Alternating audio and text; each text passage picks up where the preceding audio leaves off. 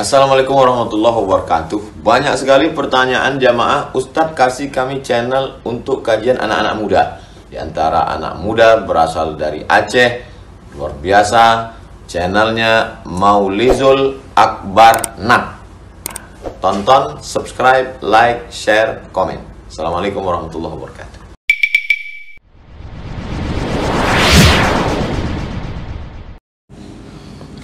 Assalamualaikum warahmatullahi wabarakatuh. Alhamdulillahi rabbil alamin. Wassalatu wassalamu ala nabiyyina al-Mustafa Muhammadin wa ala alihi wa ashabihi ajma'in. Amma ba'd. Rabbi shrah li sadri wa yassir li amri wa hlul 'uqdatam min lisani yafqahu qawli. Segala puji bagi Allah, kemudian salawat dan salam kepada Rasulullah, pada keluarga dan seluruh sahabat-sahabatnya.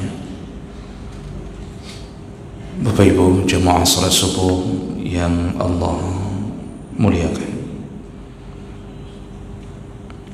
kita akan sambung pembahasan tentang tanda-tanda yang digambarkan oleh Nabi tentang akan terjadinya kiamat, dan kita masih membahas tentang tanda-tanda kiamat kecil.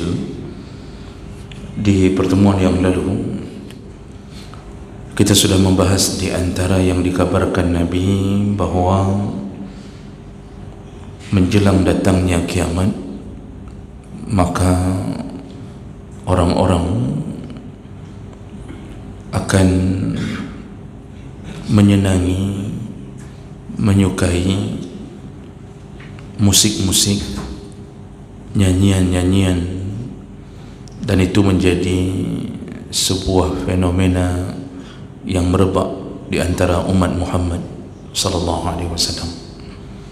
Dan kita sudah gambarkan bahwa musik dan nyanyian ini pada dasarnya membuat kita tak suka dengan agama. Orang yang sudah terlibat dalam dunia ini biasanya tidak suka dengan Al-Quran. Jadi ini bagaikan dua kutub yang berlawanan. Maka coba lihatlah anak-anak kita yang mengikuti sanggar-sanggar tari. Lihatlah anak-anak kita yang sudah terbiasa memegang gitar lalu bernyanyi bersama. Biasanya mereka tidak suka membaca Quran, tidak bersemangat untuk melakukan ibadah, salat dan seterusnya. Itu adalah dua hal yang berlawanan, karena satu adalah ajakan Allah dan yang satu adalah ajakan syaitan. Jadi jemaah melakukan Allah, walaupun kita tak suka dengan musik, tetapi ada kalanya kita harus menjaga anak-anak kita dari keadaan seperti ini, karena ini zaman fitnah. Dan itu sudah kita gambarkan bagaimana begitu mudahnya orang mendatangi tempat-tempat konser walaupun berbayar, dan bayarannya tidak murah. Sekali konser itu bisa jadi jutaan membayar tiket, tapi ke masjid tidak pernah disuruh bayar, jarang orang datang. Tapi ke tempat konser bayar tapi penuh, walaupun hujan rintik-rintik. Ke masjid begitu hujan rintik langsung tak datang. Itulah iman. Baik, kita lanjutkan berikutnya.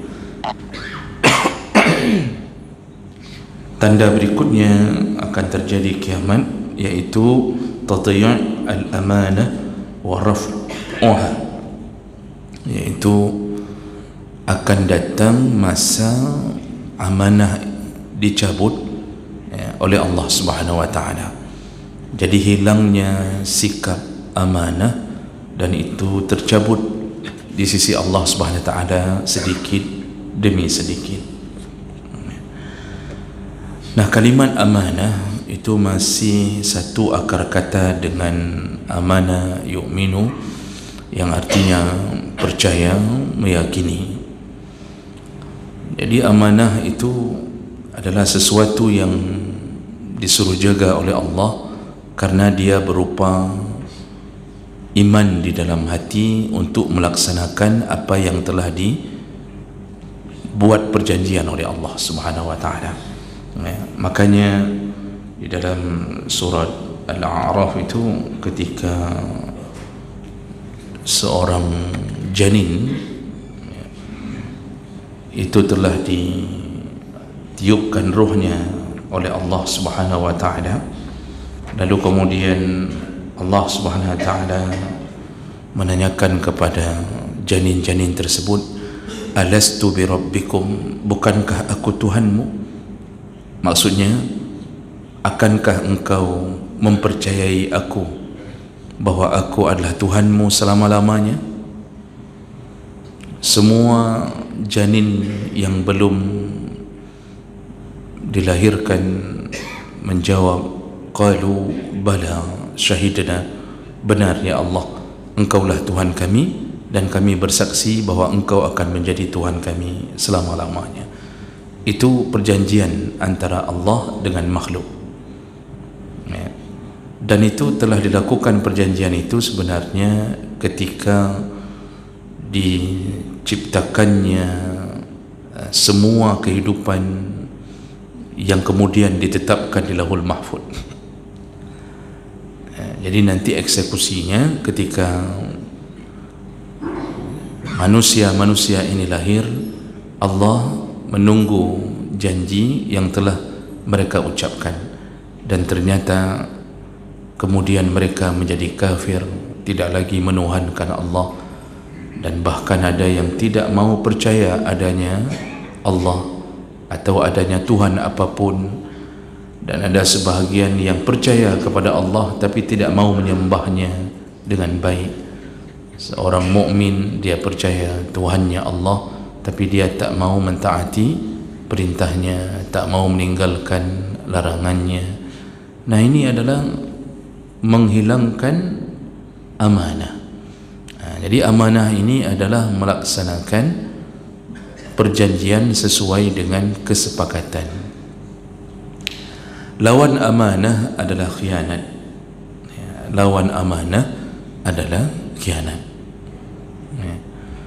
Amanah adalah salah satu sifat Nabi sallallahu alaihi wasallam, dan oleh kerana itu Nabi sebelum diangkat menjadi Nabi pun beliau telah dijuluki dengan gelar Al-Amin, Muhammad Al-Amin. Nah, ini adalah bahagian daripada keistimewaan sifat seorang Nabi. Makanya orang yang benar-benar menjaga amanahnya sebagai hamba Allah, dia taat ke Allah, lalu dia juga tak mau mengingkari apapun perjanjian dengan sesama manusia, dia telah mendapatkan sifat Nabi pada dirinya. Allah Subhanahu wa taala mengatakan, inna aradna al-amanata 'ala as-samawati wal-ard wal-jibal. Jadi kata Allah, kami pernah menawarkan amanah itu kepada langit, kepada bumi, kepada gunung-gunung. Lalu apa yang terjadi? Ternyata fa'abaina ayyahmilna, semua makhluk-makhluk itu menolak. Arti menolak, mereka tak sanggup memikulnya. Jadi Allah tawarkan ke langit, Allah tawarkan ke bumi, Allah tawarkan ke gunung-gunung, kata Allah, mereka semuanya enggan. Arti enggan bukan mereka melawan Allah, tapi dari awal mereka mengatakan, kami tak sanggup ya Allah, kami tak sanggup untuk terus-terusan dalam keadaan menjaga amanah ini. Jadi ini menunjukkan bahawa amanah ini berat. Ini berat, menjaga amanah ini berat. Lalu di ujung ayat tersebut Allah mengatakan wa hamalahal insan. Lalu Allah tawarkan kepada manusia, dan ternyata manusia berani memikulnya. Namun anehnya setelah itu Allah mengatakan innahu kana zaluman jahula. sungguh manusia itu benar-benar zalim, benar-benar bodoh. Dan tentu kita bingung, kenapa setelah Allah tawarkan amanah kepada manusia, lalu Allah mencela. Nah, disinilah para ahli tafsir mengatakan, maksud Allah bahawa manusia setelah menerima amanah yang bodoh, yang zalim, yaitu dia terima lalu dia melanggarnya. Dan sebenarnya ini satu kelebihan, karena dengan amanah, menjaga amanah, kita itu mudah mendapatkan kebahagiaan abadi, yaitu surga. Namun karena kita menyia-nyiakan amanah, maka itu menjadi sebuah kebodohan, karena kita pasti terancam dengan neraka. Jadi sederhana Bapak Ibu yang Allah muliakan, salah satu yang membuat mudahnya Allah memasukkan kita ke dalam surga, jagalah amanah. Amanah dengan Allah sebagai hamba dan amanah dengan sesama manusia, yaitu apapun yang pernah kita lakukan, perjanjian, kesepakatan, itu semuanya hendaknya dijaga, insya-Allah surga. Makanya Rasulullah mengatakan, at-tajirus saduqul amin, seorang pedagang yang jujur, al-amin, yang terpercaya, jujur, terpercaya. Maka apa yang dia dapatkan, maka dia dikumpulkan bersama para nabi, para syuhada, para salihin. Itu kejujuran itu yang membuat berkumpul. Padahal profesinya pedagang, tetapi bisa masuk surga hanya gara-gara menjaga amanah. Dan inilah yang dikuatkan oleh Nabi SAW ketika beliau hidup. Itu zaman adalah zaman terbaik. Jadi kata Rasulullah, khairul qurun qarni, sebaik-baiknya zaman adalah zamanku. Kenapa sebaik-baiknya zaman? Mereka hidup penuh dengan iman, penuh dengan amanah. Jadi susah sekali menemukan orang yang melakukan kebohongan, susah sekali menemukan orang yang melawan Allah Subhanahu wa taala. Ada, tetapi sedikit sekali. Itu di tengah-tengah gempuran perjuangan melawan orang-orang kafir. Tapi orang-orang Islam yang hidup di zaman Nabi, mereka semua berubah sifatnya menjadi orang-orang yang dipuji-puji oleh malaikat dengan kebaikan-kebaikan. Dan kejujuran itu menjadi hal yang sangat langka di akhir zaman. Lalu dari mana kita tahu bahawa amanah itu, hilangnya amanah menjadi tanda di akhir zaman? Rasulullah sallallahu alaihi wasallam menyebutkan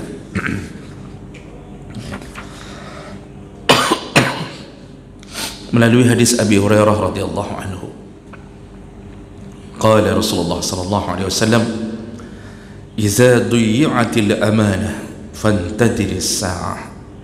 Kata Rasulullah, kalau sudah amanah hilang, artinya orang-orang sudah mulai tak amanah lagi, tidak jujur lagi, tidak taat lagi, maka apa yang terjadi kata Nabi, fantadiris sa'ah, tunggulah, tak lama setelah itu maka engkau akan mendapatkan kiamat. Jadi ini bahasa ini menunjukkan bahawa tanda kiamat segera datang, yaitu ketika amanah tercabut di dalam hati manusia. Nah, nanti Nabi sambung, ditanya oleh sahabat, kaifa idha'atuha ya Rasulullah, bagaimana seseorang bisa kehilangan amanah ya Rasulullah? Qal, iza usnida al-amru ila ghairi ahlih fantadiris sa'ah. Kalau sudah diberikan tampuk kepemimpinan kepada orang yang bukan ahlinya, maka tunggulah kiamat itu akan segera datang. Jadi salah satu indikasi amanah hilang adalah amanahnya para pemimpin. Ini akan kita bahas berikutnya, karena di antara tanda berikutnya adalah pemimpin-pemimpin yang tidak amanah. Jadi ini bahasa Nabi yang pertama tadi, amanah secara umum itu hilang dari seluruh hati manusia, kecuali hanya sedikit yang menjaganya. Dalam hadis Huzaifah Al-Yamani itu pernah menceritakan bahwa beliau sudah mendapatkan janji Nabi berupa keindahan hidup bersama orang-orang yang amanah di masa beliau hidup, dan beliau sedang menunggu tentang zaman hilangnya amanah. Jadi kata Huzaifah Al-Yamani, haddatsana Rasulullah sallallahu alaihi wasallam hadisain ra'aitu ahaduhuma wa ana antadhiru al-akhar. Jadi Huzaifah mengatakan, aku dikabarkan oleh Nabi, atau kami dikabarkan oleh Nabi tentang dua keadaan, yaitu yang dimaksud adalah yang pertama akan muncul orang-orang paling amanah, dan yang kedua akan muncul zaman tercabutnya amanah. Maka kemudian Huzaifah mengatakan bahawa yang pertama telah kulihat, ini saya singkat, hadisnya panjang Bapak Ibu, saya ambil kesimpulan sini. Yang pertama sudah kulihat, kata Huzaifah, maksudnya dia hidup di zaman yang telah melihat begitu hebatnya orang-orang Arab yang dulu adalah orang-orang yang tak mengenal kebaikan, tak mengenal kejujuran, tapi begitu dimunculkan Nabi di tengah-tengah mereka, berubahlah keadaan. Dan itu telah dialami oleh Huzaifah. Begitu amanahnya orang-orang di zaman Nabi sallallahu alaihi wasallam. Bahkan nanti di ujung hadis disebutkan bahawa walaysa fihi syai' fayusbihu an-nas yatabaya'un fala yakadu ahadun yuaddi al-amanah.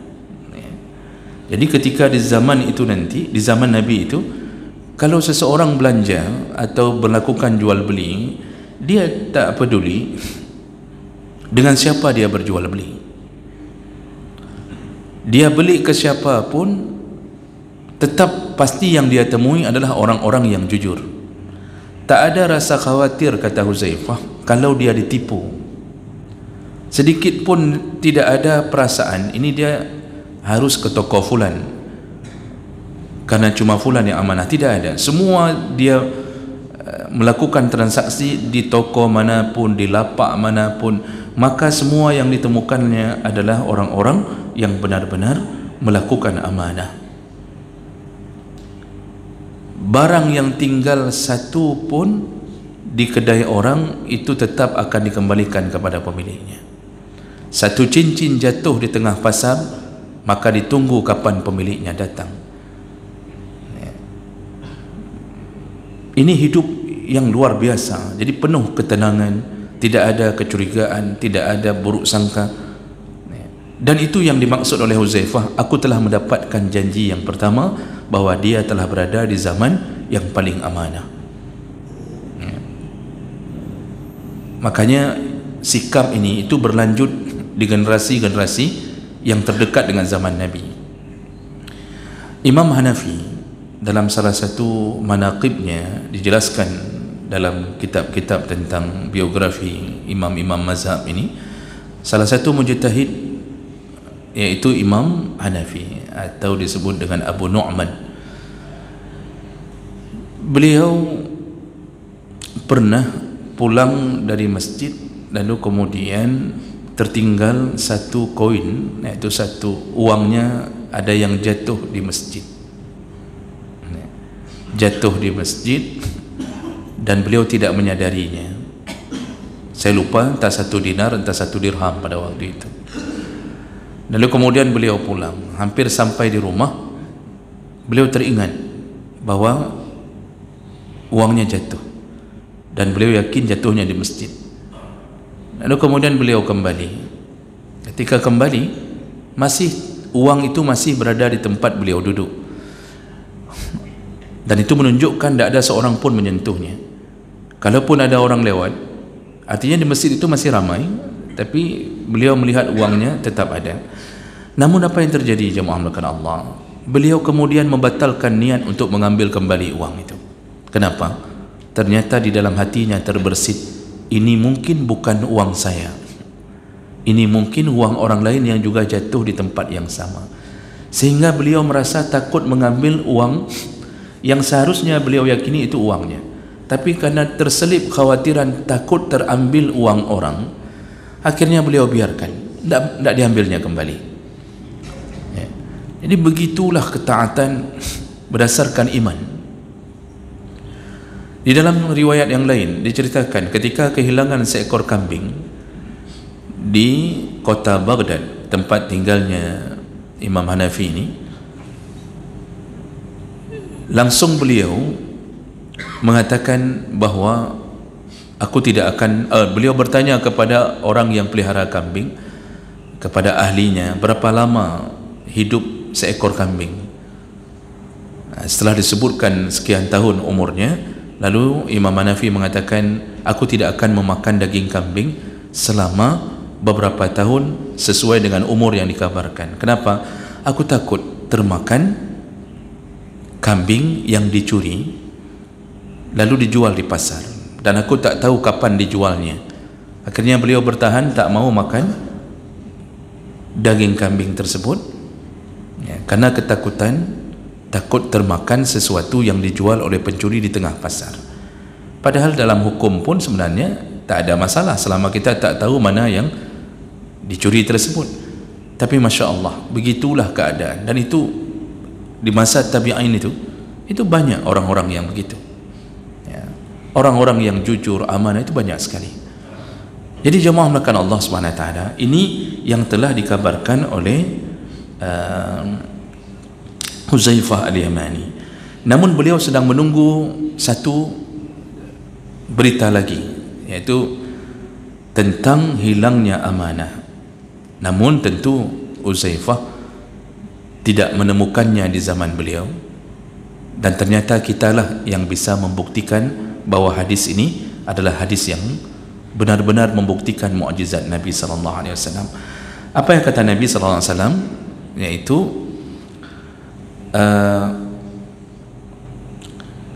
di saat nanti sebelum munculnya kiamat, maka seseorang hanya mendapatkan orang yang amanah, itu hanya satu di antara sekian banyak orang.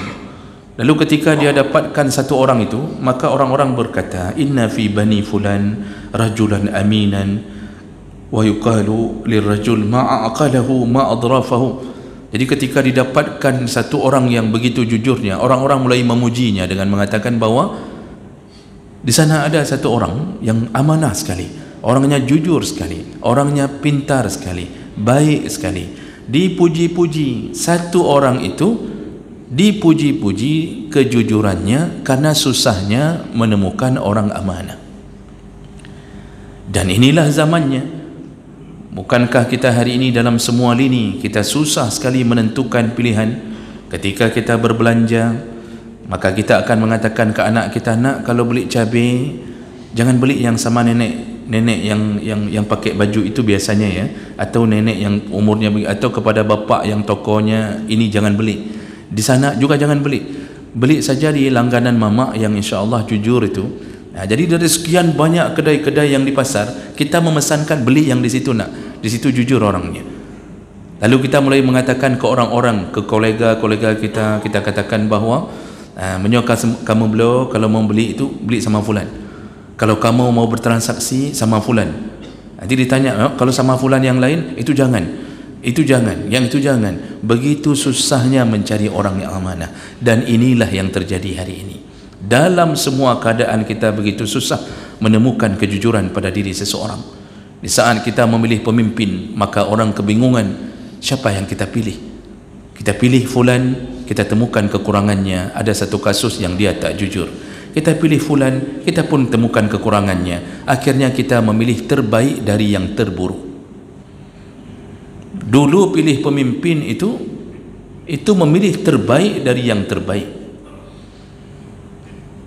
Dan saking hancurnya sifat amanah, begitu mudahnya melecehkan sumpah-sumpah dengan nama Allah. Para pejabat dijadikan ini, dipilih sana, dipilih sini, dijadikan macam model, dijadikan hari ini orang-orang yang dianggap punya kedudukan yang tinggi. Lalu dilakukan sumpah jabatan, menyebut nama Allah, demi Allah kami akan melaksanakan fulan, diangkat lagi Quran di atas kepalanya, walaupun bersumpah sebenarnya tak ada syarat untuk mengangkat Quran. Dan begitu mudahnya mereka melanggar amanah setelah menyebut nama Allah Subhanahu wa taala. biasa saja. Ya. Paling nanti nanya ke ustaz, ustaz kayak mana cara bayar kafarah sumpah? Ada bersumpah, sudah bersumpah merencanakan untuk melanggar, lalu nanya bagaimana membayar kafarah sumpah, kan kurang ajar, Bang. Padahal dia memakai nama Allah. Kenapa? Amanah hilang dari dadanya. Jadi mau korupsi sekian triliun, santai saja. Tinggal buat hakimnya bisa tersenyum dengan beberapa gepok uang, selesai urusan. Begitulah keadaan kita. Bahkan kita hari ini ketika meminjamkan uang ke orang yang seharusnya itu adalah amalan-amalan terbaik. Jadi ada orang minta pinjam uang, itu amalan terbaik, kita pinjamkan. Setelah itu apa yang terjadi? Kita dikhianatinya. Dari 10 orang yang pinjam, yang tepat waktu membayar hanya 1 orang. 9 orang disibukkan dengan urusan kita dengannya. Jadi begitu lelahnya kita menghadapi urusan itu. Kita WA tak dibalas, kemudian hilang orangnya. Lalu kemudian ketika kita bertindak, kebodohan terjadi.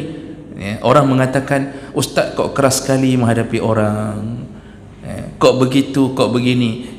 Itu tidak lihat yang orang berutang itu kejahatannya, dia menghilangkan amanah, dia yang berdosa, dan kita dihalalkan untuk bertindak keras. Dulu sudah pernah saya bacakan hadisnya, yaitu ketika Nabi ditagih hutang oleh seseorang Arab Badui, ya, padahal belum habis temponya, tapi karena dia butuh uang, dia menagih hutang dengan keras kepada Nabi.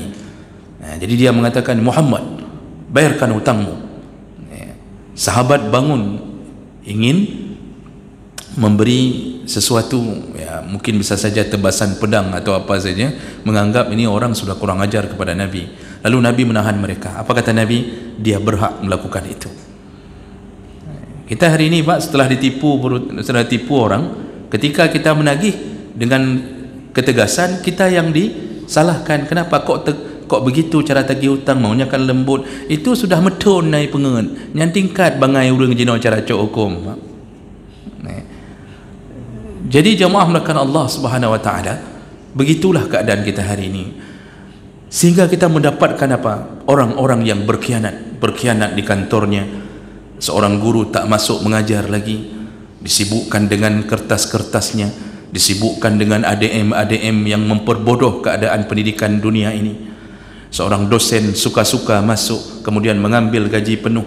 Seorang pegawai kantor punya kantor di kota, punya kantor di kebun sawit, punya kantor di mana-mana, lalu dia hanya fingerprint di kebun sawitnya, lalu kemudian dia fingerprint di kantor kotanya, lalu dia pergi ke kebun sawitnya, ambil gaji penuh di kantornya. Dia tak pernah peduli itu uang haram. Bahkan seorang dosen pun tak peduli kalau tak masuk dengan baik, yang seharusnya 16 kali tapi cuma masuk 8 kali, sekali masuk tanda tangan 2 kali, tak peduli bahwa yang 8 kali itu uang haram yang masuk ke gajinya. Tak peduli. Kenapa? Tercabutnya amanah. Gelar boleh doktor, gelar boleh profesor, tetapi Masya Allah, amanah itu titipan Allah, bukan dituntut untuk menjadi orang yang bergelar. Karena ada orang, Pak, Masya Allah, mengagung-agungkan gelarnya, dipanggil oleh panitia, hilang 1 gelar, dikomplainnya, Pak. Dipanggil oleh panitia atau dibuat nama oleh panitia, khutbah Jumat disampaikan oleh fulan bin fulan, tak ada gelar 1 kurang, Pak. Dari 10 gelar 1 kurang, dikomplainnya di WA nya panitia. Itu susah lo ngambilnya. Dia bangga, tetapi amanah ketika dia diberikan suatu jabatan untuk melakukan, pernahkah dia fikirkan amanah itu? Tak pernah. Begitulah iman. Jadi kenapa ya ustaz-ustaz draw yang berdengkur-dengkur draw rambutnya, yang dilihat adalah kejujuran di hati. Ini kita suka sama ustaz yang lembut, yang bicaranya bagus, tak pernah caci maki, tetapi pekerjaannya nipu-nipu orang, ya. Lain yang dibilang ke jamaah, lain pula yang dia buat. Bilang jangan makan riba, jadi orang lambut riba. Nyo kayak dibik bahasa Aceh, Bang.